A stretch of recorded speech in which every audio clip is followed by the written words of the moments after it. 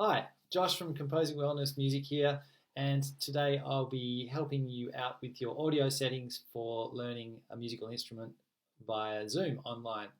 So, if you're having trouble with that, just follow the simple steps that I'll be showing you, and it should resolve those issues. So, if you're a teacher, then make sure that you have your settings, that you go through this with your settings, but also make sure that your students also have these settings.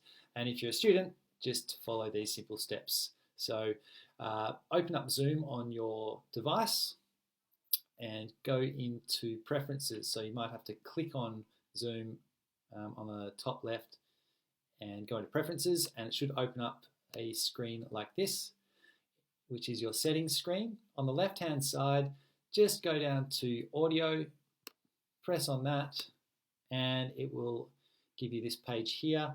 Scroll down and disable or untick the box that says automatically adjust microphone volume.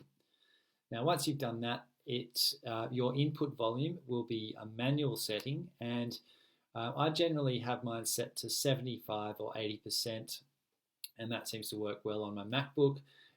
Whatever device you're on, just set it so that your audio isn't going to peak out when you play your instrument or when you're speaking. Okay, next you'll go down to suppress background noise and change it from auto to low. And then below that, it says music and professional audio, and click on show in meeting option to enable original sound. So enable original sound. And then under there, you've got a few subheadings. You're going to click on high fidelity music mode, and you're going to disable echo cancellation. And apart from that, I'd say, I'll just come back to the main screen.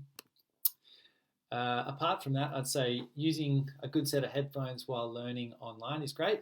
And also if you have